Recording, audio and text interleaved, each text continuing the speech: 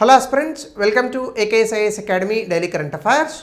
So ముందుగా నిన్నిచ్చినటువంటి సెషన్లో కనుక మనం చూస్తే ఈ రెండు ఇంటర్చేంజ్ చేసాం. వర్ణా సిస్టమ్ అంటే initial classification based on occupation, ఇది ఇక్కడికి వెళ్ళాలి. సో అలాగే జాతి సిస్టమ్ తర్వాత క్యాస్ట్ సిస్టమ్ అయింది, sub caste based on birth. So ఇవి రెండు ఇట్లా ఉండాలన్నమాట. సో ఆన్సర్ వచ్చేసి ఇంకా 3 ఓన్లీ అవుతుంది because these are all wrong. So before we go to the session, if you are looking for UPSC admissions and if you are looking for Group 1 and Group 2 both AP and Telangana in both English and Telugu mediums, దయచేసి కింద నెంబర్కి call చేయండి, they'll give you the details. ఇంకా ఈరోజు topic వచ్చేసి మనం గతంలో ఒకసారి డిస్కస్ చేసినటువంటి టాపిక్, కాకపోతే ఈ కోణంలో మనం డిస్కస్ చేయలేదు. అదే వన్ నేషన్ వన్ ఎలక్షన్, అంటే దేశంలో ఎన్నికలన్నీ ఒకేసారి జరగాలి అనేటటువంటి అంశం. దీనికి సంబంధించి 23వ లా కమిషన్ కొన్ని సిఫార్సులు సూచనలు చేసింది. మనం అవి ఈరోజు సెషన్లో చూద్దాం వితౌట్ వేస్టింగ్ ద టైం. ఇక ఫస్ట్ ఆఫ్ ఆల్ కనుక మనం టాపిక్లోకి వెళ్తే 23వ law commission initial views to joint parliamentary committee ఒక రిపోర్ట్ని సబ్మిట్ చేసింది. 2 కీ బిల్స్ని వీళ్ళు చూడనున్నారు. అదేంటంటే one nation one election, constitution 129వ అమెండ్మెంట్ బిల్, అట్లాగే యూనియన్ టెరిటరీ లాస్ 2024 బిల్. ఈ 2 బిల్స్ కూడా సైమల్టేనియస్ ఎలక్షన్స్, దేశం మొత్తం మీద జమిలీ ఎన్నికలు అని అంటాం. ఈ జమిలీ ఎన్నికల గురించి మాట్లాడతాయి. అయితే మనం కనుక ఒకసారి చూస్తే లా కమిషన్ అక్కడ ఏం చెప్పిందంటే, proposals do not violate the basic structure of the constitution, అంటే రాజ్యాంగం యొక్క మౌలిక స్వరూపాన్ని వన్ నేషన్ వన్ ఎలక్షన్ వ్యతిరేకించదు. ఇది లా కమిషన్ చెప్పిన అంశం. 1. 2, కమిషన్ ఇంకొకటి ఏం చెప్పిందంటే, మోడల్ కోడ్ ఆఫ్ కాండక్ట్కి స్టాట్యూటరీ బ్యాకింగ్ అవసరం లేదు. ఇప్పుడు బాగానే ఉంది, అంటే దానికి చట్టం ఏం అవసరం లేదు. ఎందుకంటే మోడల్ కోడ్ ఆఫ్ కాండక్ట్ అనేటటువంటిది రాజకీయ పార్టీలు వాలంటరీగా ఫాలో అయ్యేటటువంటి ఒక కోడ్. సో దానికి చట్టం అవసరం లేదు అనేటటువంటి అంశాన్ని కూడా ఇక్కడ లా కమిషన్ చెప్పింది.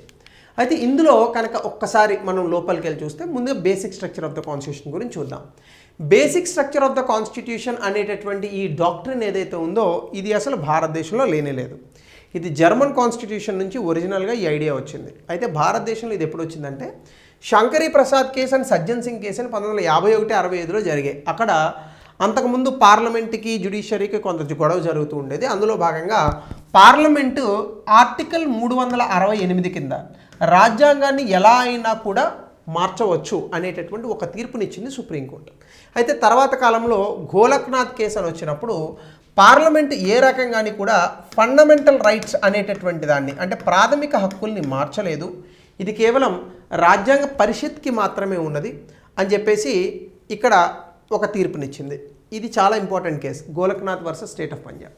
ఎందుకంటే గోలక్నాథ్ కేసులోనే జ్యుడిషియరీకి ఎగ్జిక్యూటివ్కి మధ్య ఒక రకంగా గొడవ కూడా స్టార్ట్ అయింది. అయితే ఈ జడ్జిమెంట్కి వ్యతిరేకంగా 24వ రాజ్యాంగ సవరణ చట్టాన్ని తీసుకొచ్చింది ఆ రోజు ఉన్నటువంటి పార్లమెంట్ 1971లో. అంటే రాజ్యాంగంలో దేన్నైనా మార్చగలిగే హక్కు, ఇంక్లూడింగ్ ఫండమెంటల్ రైట్స్ చేసే హక్కు పార్లమెంటుకు ఉన్నది అని చెప్పేసి. తర్వాత కేశవానంద భారతి కేసులో పార్లమెంట్ ఏం చెప్పింది, పార్లమెంట్ చేసినటువంటి చట్టానికి సుప్రీంకోర్టు ఏం చెప్పిందంటే, అవును పార్లమెంట్ ఏదైనా కూడా మార్చచ్చు, కానీ మౌలిక స్వరూపం అంటే రాజ్యాంగం యొక్క మౌలిక స్వరూపం అనేటటువంటిది ఏదైతే ఉందో basic structure of the constitution, దీన్ని మార్చకూడదు. అయితే బేసిక్ స్ట్రక్చర్ అంటే ఏంటి, ఏం చెప్పాల సుప్రీంకోర్టు. రాజ్యాంగం యొక్క మౌలిక స్వరూపం మారకుండా రాజ్యాంగంలో ఏ అంశాన్నైనా మార్చగలిగేటటువంటి హక్కు పార్లమెంటుకు ఉన్నది. ఇది ఆ రోజు సుప్రీంకోర్టు ఇచ్చినటువంటి జడ్జిమెంట్. ఈ జడ్జిమెంట్ ఏదైతే ఉందో బేసిక్ స్ట్రక్చర్ అంటే ఏంటి అనేది చెప్పలేదు, జస్ట్ అలా చెప్పి వదిలేసింది. కానీ తర్వాత కాలంలో దీన్ని చాలా బెటర్గా వాడుకున్నారు. ఇందిరా నెహ్రూ గాంధీ వర్సెస్ రాజ్నారాయణ్ కేసులో డాక్ట్రిన్ ఆఫ్ బేసిక్ స్ట్రక్చర్ని చెప్తూ 39వ రాజ్యాంగ సవరణ, election disputes the PM and the speaker out side the jurisdiction, అంటే ప్రైమ్ మినిస్టర్ ఎన్నికకు సంబంధించి స్పీకర్ ఎన్నికకు సంబంధించి ఏదైనా కనుక గొడవ జరిగితే దీన్ని కోర్టుకు తీసుకెళ్లేటటువంటి, సుప్రీంకోర్టులో విచారించేటటువంటి హక్కు లేదు అని 39వ రాజ్యాంగ సవరణ చట్టం ప్రకారం పార్లమెంట్ చేసినటువంటి బిల్లుని basic structure of the constitution అనేటటువంటి దాన్ని చూపించి కొట్టివేసింది సుప్రీంకోర్టు. ఎందుకంటే ఇది మౌలిక స్వరూపానికి విఘాతం కలిగిస్తుందని. దాని తర్వాత మినర్వా మిల్స్ కేసులో కూడా judicial review, fundamental rights, directive principles మధ్య హార్మోనీ అనేటటువంటి దాన్ని కూడా బేసిక్ స్ట్రక్చర్లో యాడ్ చేశారు. ఆ రోజు నుంచి ఈ రోజు వరకు బేసిక్ స్ట్రక్చర్ అంటే ఎవరికి తెలియదు. సుప్రీంకోర్టు పలు సందర్భాల్లో ఈ బేసిక్ స్ట్రక్చర్ని వాడి పార్లమెంట్ చేస్తున్నటువంటి తప్పుడు చట్టాలను కొట్టివేసింది, లేదా వాళ్ళ దృష్టిలో తప్పుడు చట్టాలు దీన్ని కొట్టివేసింది. సో తర్వాత కాలంలో కూడా కనుక మనం చూస్తే 1981లో Waman Rao versus union of ఇండియాలో సుప్రీంకోర్టు ఏం చెప్పిందంటే doctrine would apply to constitutional amendments after Kesavananda Bharati case, ముందు వాటికి వర్తించవని. అలాగే రూల్ ఆఫ్ లా అని basic structure of the constitution అని ఇందిరాసాన్వి కేసులో చెప్పారు. ఎస్ఆర్ బొమ్మాయి కేసులో federalism, secularism, democracy, unity, integrity ఇవన్నీ కూడా basic structure of the constitution అని చెప్పారు. సో దీనివల్ల ఏమవుతుంది, అసలు మౌలిక స్వరూపము అనేటటువంటి అంశం బేసిక్ స్ట్రక్చర్ వల్ల ఏమవుతుంది, ఎప్పుడైతే ప్రభుత్వాలు అత్యధిక మెజారిటీతో ఏర్పడతాయో ఆ ప్రభుత్వాలు కనుక రాజ్యాంగంలో ఉన్నటువంటి ఉన్నత విలువలను కాలరాసేటటువంటి ప్రయత్నం చేస్తే ఆ చట్టాలను కొట్టివేయడానికి, ఆ ప్రభుత్వాల తాలూకా అధికారాన్ని లిమిట్ చేయడానికి ఈ బేసిక్ స్ట్రక్చర్ని వాడుతూ ఉంటారు. అలాగే బేసిక్ స్ట్రక్చర్ అనేది ఎక్కడ కూడా కాన్స్టిట్యూషన్లో లేదు, దీన్ని కేవలం మనమే క్రియేట్ చేసాం, విచ్ మీన్స్ సుప్రీంకోర్టే దాన్ని క్రియేట్ చేసింది. ఇది మనం గుర్తుపెట్టుకోవాల్సిన అంశం. సో ఇందులోనే భాగంగా మనం వన్ నేషన్ వన్ ఎలక్షన్ గురించి కనుక మనం చూస్తే ఇది చాలా చిన్నది, యాక్చువల్గా మనం అర్థం చేసుకోవచ్చు. లోక్సభ, రాష్ట్ర శాసనసభలకు ఒకేసారి, ఈవెన్ స్థానిక ప్రభుత్వాలకి ఒకేసారి ఎన్నికలు జరపాలనేటటువంటి దీని యొక్క ముఖ్య ఉద్దేశం. సో గతంలో రామ్నాథ్ కోవింద్ తాలూకా కమిటీ ఒకదాన్ని వేశారు, గతంలో ఆయన ప్రెసిడెంట్గా ఉన్నారు. సో రామ్నాథ్ కోవింద్ చెప్పినటువంటి ఆ కమిటీలో భాగంగానే ఈ యొక్క అంశాన్ని పరిశీలించారు. ఈ రికమెండేషన్ని 2 కాన్స్టిట్యూషనల్ అమెండ్మెంట్ బిల్స్ ద్వారా తీసుకొచ్చారు, కానీ ఇవి ఎక్కడా కూడా పాస్ అవ్వలేదు, ఎందుకంటే జాయింట్ పార్లమెంటరీ కమిటీకి వీటిని పంపించారు. అయితే 1951 నుంచి 1967 వరకు ఎన్నికలు అలాగనే జరిగాయి. ఎందుకంటే దేశం మొత్తం మీద ఎక్కువగా కాంగ్రెస్ పార్టీ ఎక్కువ శాతం ఉంది. దాని తర్వాత అన్ని రాష్ట్రాలలో కూడా ప్రాంతీయ పార్టీలు లేవు, కాంగ్రెస్ పార్టీ మాత్రమే ఉండేది. తర్వాత ప్రాంతీయ పార్టీలు ఎప్పుడైతే వచ్చాయో ఎలక్షన్స్ అనేటటువంటి షెడ్యూల్ మారుతూ వచ్చింది. కాబట్టి పొలిటికల్ ఇన్స్టెబిలిటీ అంటే ఇప్పుడు ఎందుకు అసలు వన్ నేషన్ వన్ ఎలక్షన్ అంటే జమిలీ ఎన్నికలు అని అంటారు. ఎందుకు జమిలీ ఎన్నికలు చేయాలా, ఎందుకు చేయాలి అంటే పార్లమెంట్ చెప్తున్నట్టు, పార్లమెంట్ చెప్పట్లేదు, బీజేపీ పార్టీ చెప్తున్నట్టు. ఎందుకంటే ప్రపోజ్ చేసింది బీజేపీ పార్టీ. వాళ్ళు ఏం చెప్తారంటే 5 సంవత్సరాల్లో ఎన్నికలు ఒకేసారి జరగకపోవడం వల్ల చాలా ఇబ్బంది వస్తుంది. ఏమి ఇబ్బంది వస్తుంది, 2024లో ఎన్నికలు జరిగాయి, 2025లో బీహార్ ఎన్నికలు జరిగాయి. సో 2025 మొత్తం బీహార్ ఎన్నికల చుట్టూ తిరిగింది దేశం అంతా. అంటే ఎక్కడో తెలంగాణలో ఉన్నటువంటి వ్యక్తి బీహార్ ఎన్నికలను చూసి కూడా ఇన్ఫ్లుయెన్స్ అవుతున్నాడు. పంజాబ్లో ఎన్నికలు జరుగుతుంటే తమిళనాడులో ఇన్ఫ్లుయెన్స్ అవుతున్నారు, హర్యానాలో ఎన్నికలు జరుగుతుంటే కేరళలో ఇన్ఫ్లుయెన్స్ అవుతున్నారు. అంటే దేశం మొత్తం మీద ఎక్కడో చోట ఎన్నిక జరగడం వల్ల దేశం మొత్తం ప్రభావితం అవుతోంది. సో ఇట్లా ప్రభుత్వాలు వాళ్ళకున్నటువంటి అద్భుతమైన సమయాన్ని పరిపాలన, అభివృద్ధి, జీడిపి, పేదరికాన్ని తగ్గించడం, మంచి విద్య, ఉన్నత విద్య, మంచి వైద్య సదుపాయాలు ఇవి అందించడం మానేసి ప్రైమ్ మినిస్టర్ దగ్గర నుంచి క్యాబినెట్ మంత్రుల వరకు అందరూ ఎలక్షన్ చుట్టూ తిరుగుతున్నారు. ఇంకెప్పుడు డెవలప్ అవుతుంది భారతదేశం? సో కాబట్టి ఎన్నికలు కనుక ఒకేసారి జరిగితే ఇంకా 5 ఏళ్ల వరకు మనకి ఎన్నికల ప్రస్తావన అనేటటువంటిది ఉండదు. కాబట్టి ఆ సమయంలో మనం పూర్తి స్థాయిలో అభివృద్ధి మీద కేంద్రీకృతం చేయొచ్చు మనకున్నటువంటి పవర్స్ అన్నీ అని చెప్పేటటువంటి ఉదాహరణగా వాళ్ళు ఇది చెప్తున్నారు. సో దీన్ని తీసుకుంటున్నారు. అంటే దీనివల్ల మనకి ఏమవుతుందంటే ఎన్నికల గురించి ఎక్కువగా ఆలోచించక్కర్లేదు. అయితే మనకి 1951 నుంచి 67 వరకు జరిగిన తర్వాత ఎందుకు జరగలేదంటే కొన్ని రాష్ట్రాల్లో రాజకీయ పార్టీలు పడిపోయాయి, అంటే తొందరగా ప్రభుత్వాలు కూలిపోయాయి, పొలిటికల్ ఇన్స్టెబిలిటీ వచ్చింది. సో కాబట్టి ఆ తర్వాత డిఫరెంట్ సైకిల్స్ వచ్చేసి ఒక్కొక్క ఎన్నిక ఒక్కొక్క రకంగా వచ్చేటటువంటి ప్రయత్నాలు జరిగాయి. సో కాబట్టి ఇక్కడ సైమల్టేనియస్ ఎలక్షన్స్కి గల కారణాలు మనం రేషనల్ కనుక చెప్తే, ఒకటి స్టేబుల్ గవర్నెన్స్, అంటే పరిపాలన అనేటటువంటిది చాలా స్టెబిలిటీతో ఉంటుంది. సో మంచి ఇబ్బంది లేకుండా ఒకసారి ఎన్నికలు జరుగుతాయి, 5 ఏళ్ల వరకు మళ్ళీ ఎన్నికల ప్రస్తావన రాదు. సో దీనివల్ల ఏమవుతుంది, కంటిన్యూ సైకిల్ ఉండదు. దానివల్ల డెవలప్మెంట్ మీద మనం ఎక్కువ ఫోకస్ చేయొచ్చు. అట్లాగనే మోడల్ కోడ్ ఆఫ్ కాండక్ట్ ఎప్పుడైనా వస్తే, ఇప్పుడు ఫర్ ఎగ్జాంపుల్ ఈ మధ్యకాలంలో తెలంగాణలో 2023 ఆ సమయంలో ఎన్నికలు జరిగాయి. సో ఇప్పటికి 2 సంవత్సరాలు దాటేసింది ఎన్నికలు జరిగి రేవంత్ రెడ్డి గారి ప్రభుత్వం ఏర్పడి. మొన్న జూబ్లీ హిల్స్లో ఎన్నికలు జరిగితే మోడల్ కోడ్ ఆఫ్ కండక్ట్ వచ్చింది. అంటే అప్పుడు ఏ రకమైన పాలసీస్ ఇంప్లిమెంట్ చేయడానికి ఉండదు. సో ఎక్కడో చోట ఎన్నికలు జరుగుతుంటే ఈ మోడల్ కోడ్ ఆఫ్ కండక్ట్ వస్తుంది పాలసీలకు అడ్డంగా. అట్లాగనే అడ్మినిస్ట్రేటివ్ బర్డెన్ అవుతుంది, అఫీషియల్స్ని డిప్లాయ్ చేయాల్సి వస్తుంది, పోలీస్ మెషినరీని ఎలక్షన్స్ కోసం పెట్టాల్సి వస్తుంది.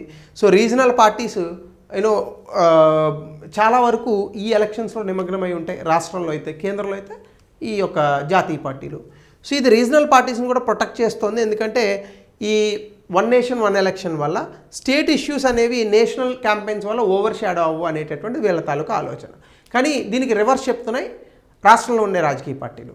అంటే దేశం మొత్తం ఒకే ఎలక్షన్ జరిగితే లోక్సభ ఎన్నికకు ఓటేసే వాళ్ళు కూడా రాష్ట్రాల్లో ఎన్నికలకు కూడా వాళ్ళకే ఓటేస్తారు అనేది వాళ్ళ యొక్క అంశం. అయితే గవర్నెన్స్, పరిపాలన మీద ఫోకస్ పెరుగుతుందని అంటున్నారు. పొలిటికల్ డిస్ట్రప్షన్స్, రాజకీయంగా వచ్చే ఇబ్బందులు తక్కువ వస్తాయని అంటున్నారు. అలాగే డబ్బులు తగ్గుతాయి. ఒకేసారి ఎన్నికలు చేస్తే ఖచ్చితంగా డబ్బులు తగ్గుతాయి. మ్యాన్ పవర్ తగ్గించవచ్చు, లాజిస్టిక్స్ కాస్ట్ తగ్గించవచ్చు, సెక్యూరిటీ పర్సనల్ తగ్గించవచ్చు, ఎలక్షన్ ఇన్ఫ్రాస్ట్రక్చర్ని తక్కువగా వాడచ్చు. ఇవన్నీ బెస్ట్ బెనిఫిట్స్ అని కూడా చెప్తున్నారు. ఇది వన్ నేషన్ వన్ ఎలక్షన్కి సంబంధించి. అయితే ఇప్పుడు 23వ లా కమిషన్ ఏం చెప్పింది? లా కమిషన్ అనేటటువంటిది ఇండిపెండెన్స్ నుంచి ఉంది. ఫస్ట్ లా కమిషన్ మనకి 1955లో వచ్చింది. ఇప్పుడు 23వ లా కమిషన్ 2024 నుంచి 27, అంటే 3 సంవత్సరాల పాటు ఈ యొక్క 23వ లా కమిషన్ని మనం అపాయింట్ చేసాం. Justice Dinesh Maheshwari is the chairperson of the 23rd law commission. So వీరు ఉన్నారు అక్కడ చైర్పర్సన్గా.